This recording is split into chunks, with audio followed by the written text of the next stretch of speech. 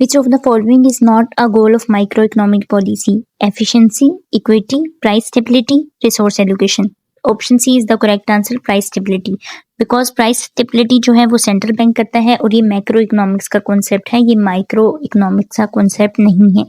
Allocative efficiency occurs when resources are distributed equally among individuals, the marginal benefit equals the marginal cost, total output is maximized regardless of cost, government intervenes in market.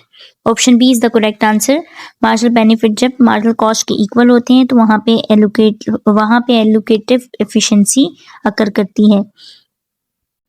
ये वो point होता है जहां पर economy इतना ही provide करती है जितना लोग चाहते हैं, यानी कि जितनी लोगों की वांट होती है उतना ही प्रोवाइड करती है, ना उससे कम ना उससे ज्यादा।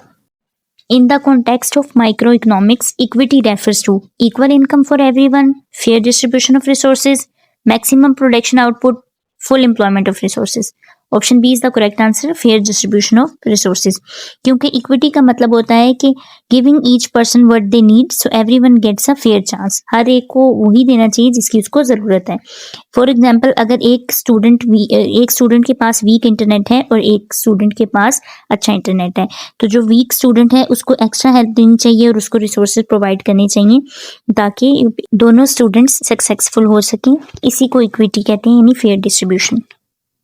Which is a limitation of microeconomic policies focused on equity?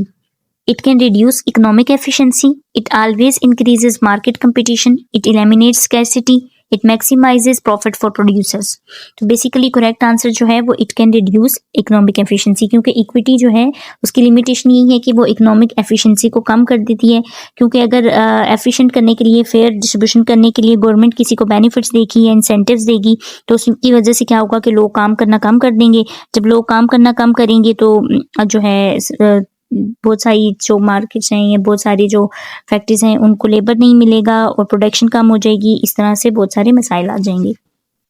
Which of these reflects productive efficiency?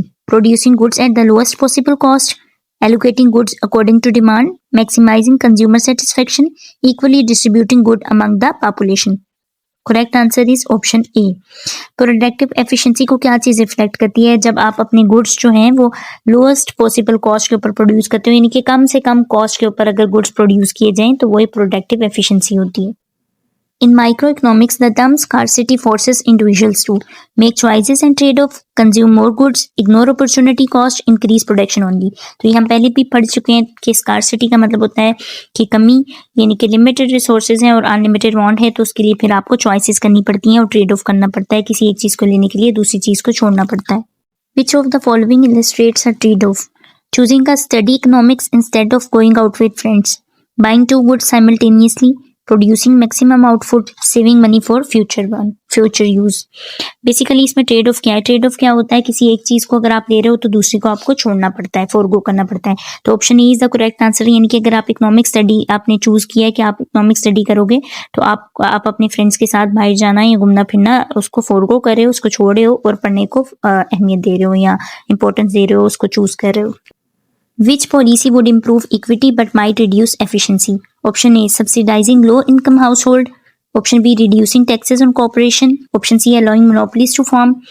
Option D, removing all trade barriers.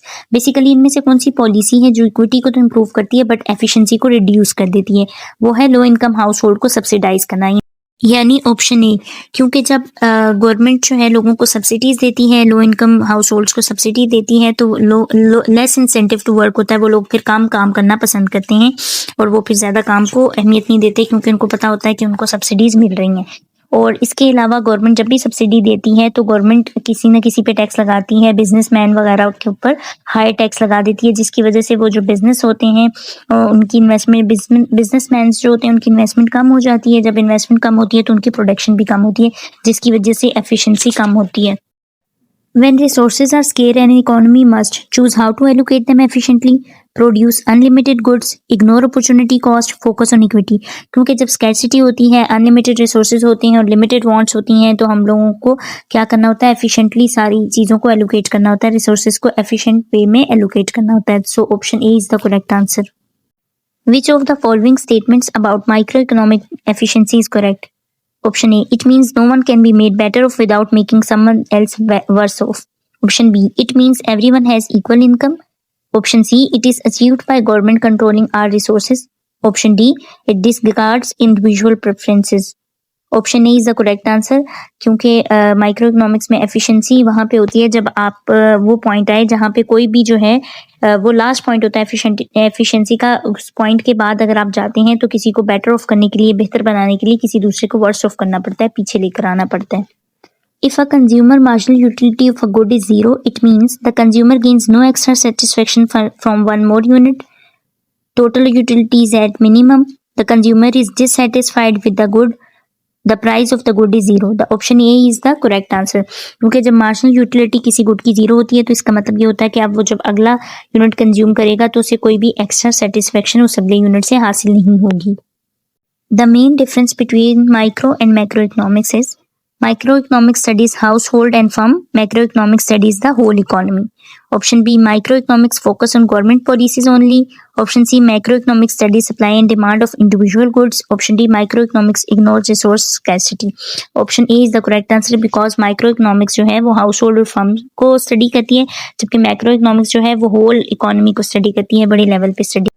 If this video is helpful for you, please like and subscribe the channel Curious Economist